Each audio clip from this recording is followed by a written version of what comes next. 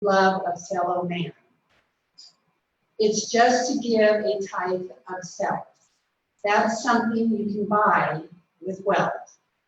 It's not for medals won with pride. It's not for that feeling deep inside. Your reward is found down in your heart. It's a feeling that you've been a part of, helping others far and near, that makes you become a volunteer. Thank you, Rosa.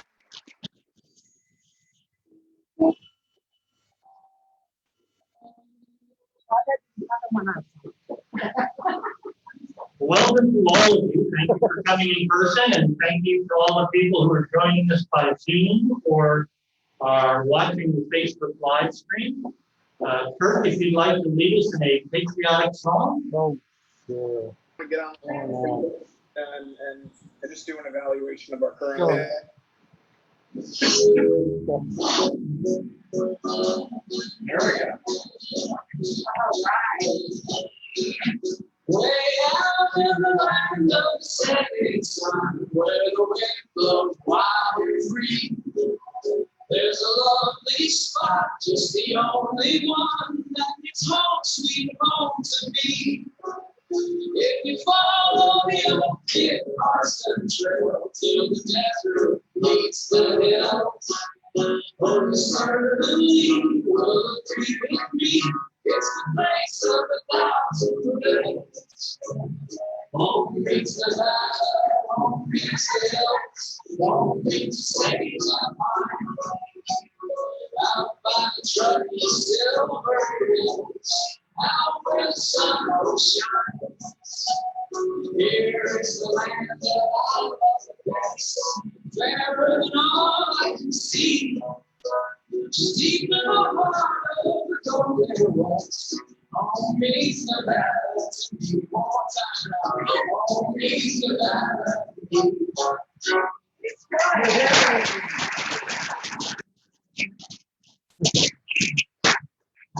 And if you join me in the pledge of allegiance.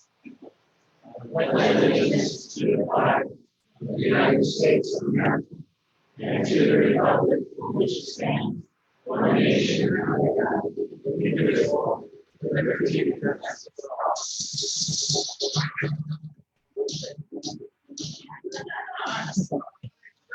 Sorry about that.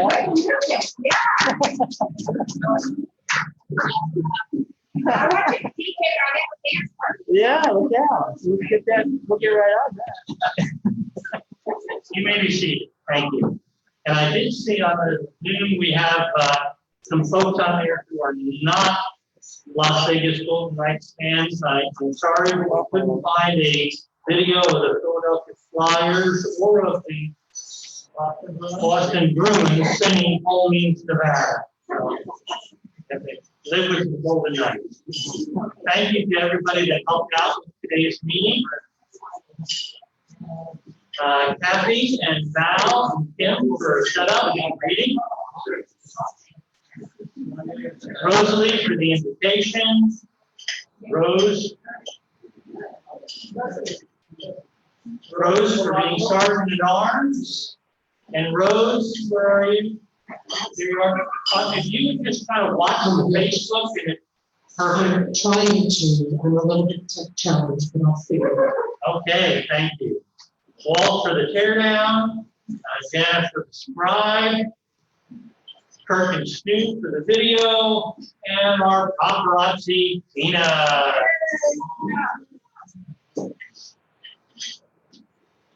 For some of us, this is our second Rotary Club meeting today. And for those of you who traveled with me to India this morning and around the world, we had a wonderful time at the Anapolia Club in India. I think in addition to Rampur, we had Jackie and Marlene. I'm not sure if Marlene's up there. Jim Cole, I saw. Kathy Mayon, Jerry Angel. And Kim. And we enjoyed an hour and a half of fellowship with our friends in India, who we participated in third project already. And we are happy to say we all made it to India and made it back without any travel restrictions. We have a number of guests with us today, and so let's start with Mike. You want to introduce your guest? So I have our moderator today, Dave Strickland. I've known him for many years. He works for Tom Thomas, and he's joining us to be our moderator of our real estate panel today. Thanks. Thank you. Welcome, Tom. David. Looks like Chase, you have a question? I would like to introduce Anthony from the Salvation Army, who recently relocated to Las Vegas, with his wife from the Seattle area, and is a prospective member. Thank you.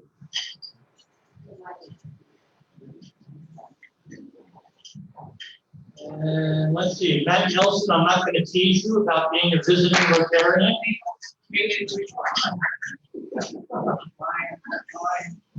There we go. Matt Nelson?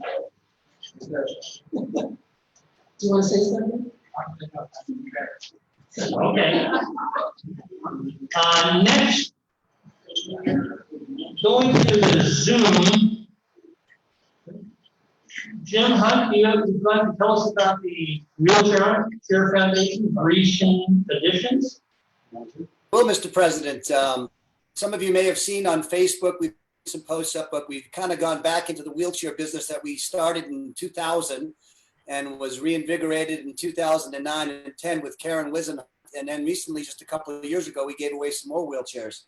In the past, we've had to buy them. And in 2000, we spent $15,000 and bought about 110 wheelchairs after we did a fundraiser. But now the Wheelchair Foundation, in their generosity and remembering the partnership that we had with them all of these years, John Williams gave me a call last month and generously just gave us 34 wheelchairs to distribute here in Southern Nevada to anyone who is a Nevada resident that has a permanent disability and cannot afford a new chair. So I've been trying to get the word out through Facebook. I got on my team with me, Howie Hopkinson, Russ Swain, Brock Frazier, and we're going to add Randy Donald to that too. I talked with Randy last night, and he's eager to get back in and help. So we have pretty much the whole valley covered.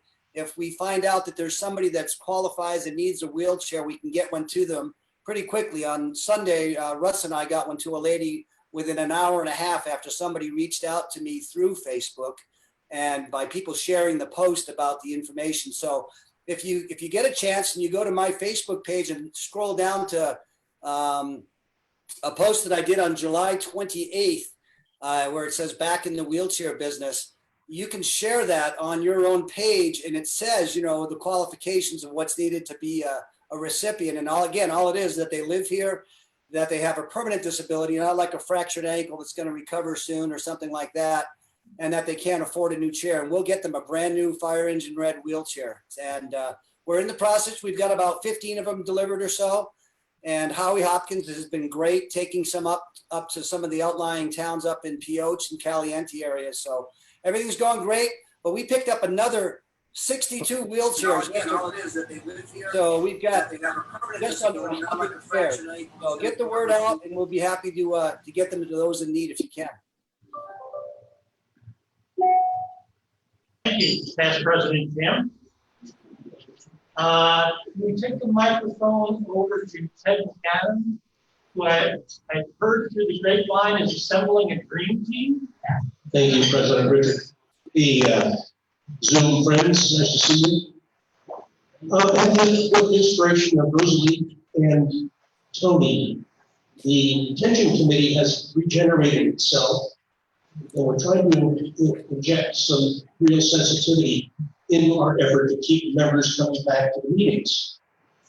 Thank you to Arlene Sirwa. We adopted the phrase for this effort called the Rotary Wellness Check. And we reach out to Rotary members within the MIA program. And the team consists of 5 fantastic people. Kathy Dowdy, Ginger Anderson, Arlene Sirwa, Carolyn Sparks. No, not me. What's the name of this? Carolyn Sparks. Arlene. Karen Wisenhunt. There it is. The fabulous.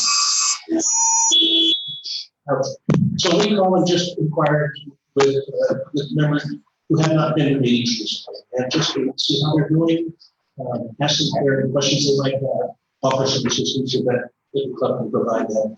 And I think we're going to be really successful in keeping our members engaged, even those who are not here. Thank you. Thank you, Ted, and thank you for everybody here for that.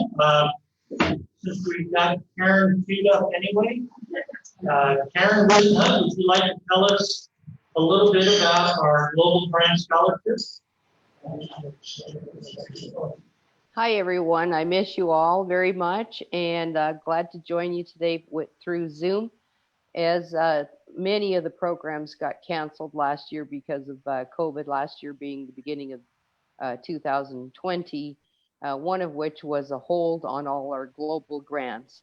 And I'm delighted today to announce that the global grant for our scholar, Shante Ben-Shimon, was approved, and the money was wire transferred this week. So our little lady will be able to go off and study in Israel, and she's joining us today on Zoom, and I would like to open it up for her to say a few words. Hello, everyone. I just wanted to take a moment and thank you so much for granting me this amazing opportunity. I had set a goal for myself actually a few years ago that I really wanted to pursue my master's degree in the International Program of Conflict Resolution and Mediation at Tel Aviv University. So to be able to do that, especially now with everything that's going on, is just, it's a dream come true, and I'm really grateful for it. So thank you so much. And I will be leaving about September 12th. Then we have a mandatory quarantine, and then school starts in early October. And I'm looking very much forward to connecting with my host Rotary Club and getting involved in service projects out there. And I will actually also be starting a blog, and I will be updating it, and I'd love for you to follow along on my journey. And thank you so much. I really, really appreciate it.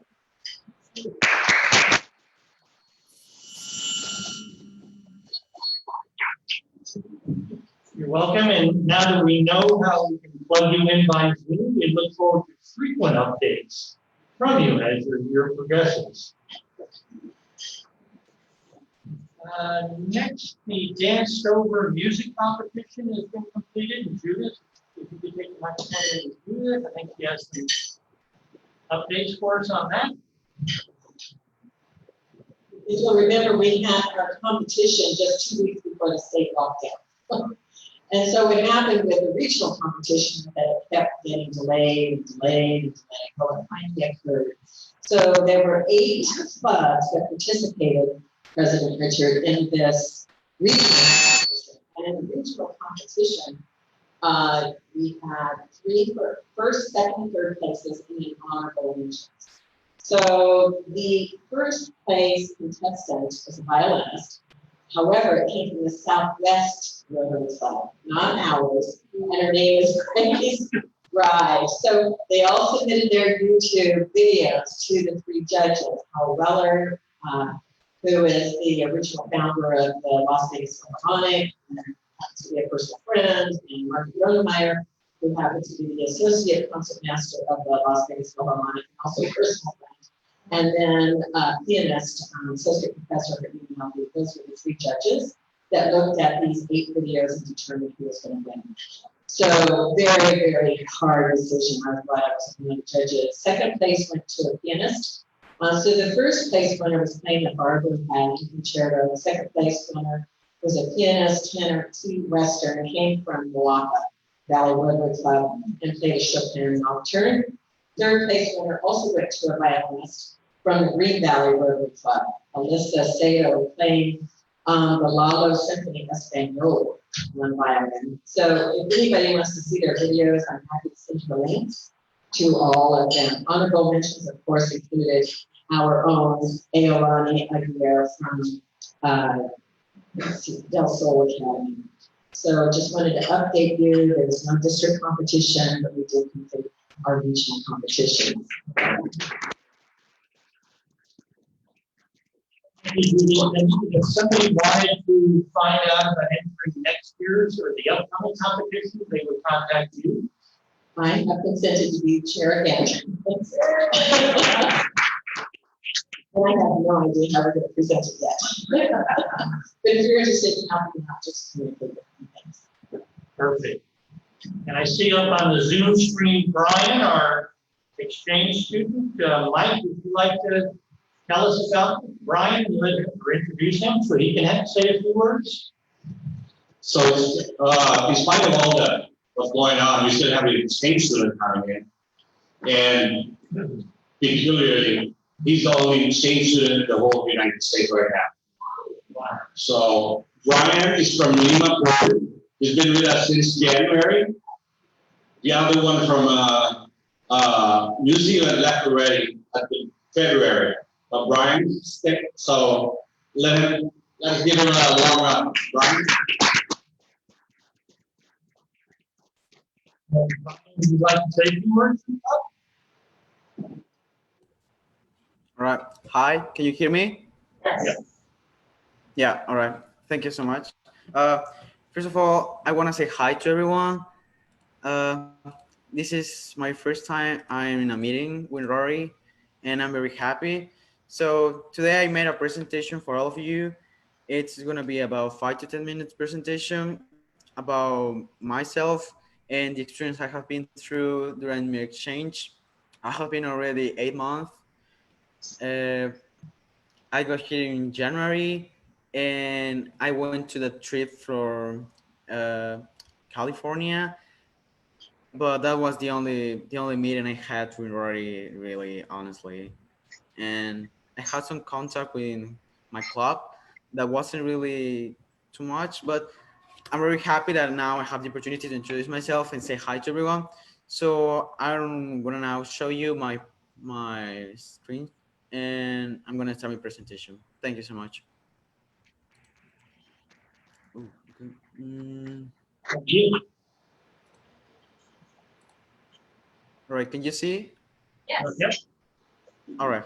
So, okay.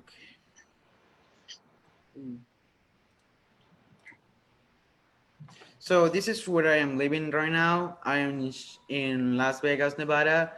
I have been going to RBU High School, and this is the state. And I'm really glad that I have the opportunity to travel to the United States. It was my first option. I was really expecting to come here, and I'm very happy to get it. From the club and from the district of Peru 4455, and I'm very just happy. So I'm gonna show you my when I was in Peru in my club. We were doing some stuff. As Jim Hunt was talking about the chairs, we wheelchairs. We also give some wheelchairs to people that were living in the poor side of the country, and they actually couldn't afford anything. Plus, the government didn't give them a lot of stuff to do, to like essential services like water, light. They were just surviving by just the sunlight and the water of the river. So we actually give them a lot of wheelchair. We were giving 2 wheelchairs, and the person with the white t-shirt, I am the person, and we were giving 2 chairs to all of them.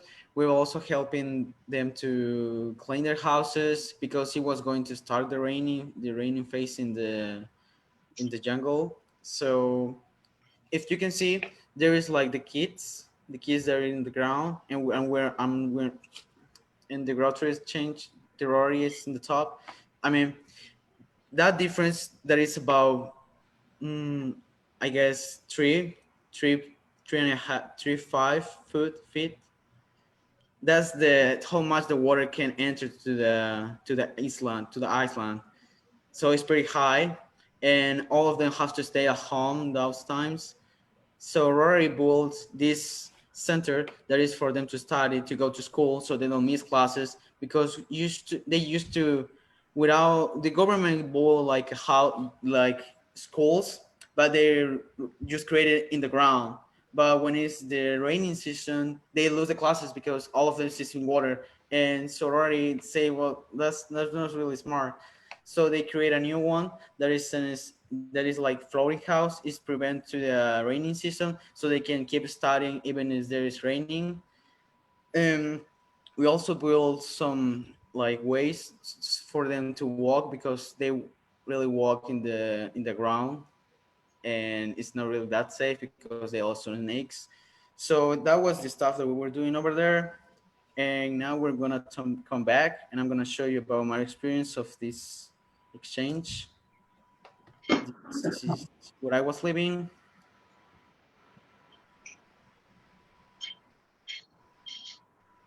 Yeah. So okay, I was really living. Okay, I'm gonna show you what. Okay, give me a second. So I live in Lima, the capital, which is close to the sea. So we were traveling over this part. We traveled exactly to Iquitos, where they have a bunch of islands that are like not known by the government. I mean, the government doesn't help them at all. They just know they exist, but they don't have even like an address. They don't have an address. They don't receive services. So it's a pretty bad situation over there. So we would travel over there to help them. And the reason that we didn't deliver the services is because mainly they don't have even a number to deliver to any company. Like I know that here you use like UPS, or you use some delivery companies that is over there, but we don't have that. The companies, when you deliver something, you have at least to have a number in your address, but they don't have even houses that have numbers, and the government doesn't really tell them they don't give them a number, because they are so poor that they cannot even pay taxes for the numbers of the houses. So it's not really nice, and we went over there to make the deliver. And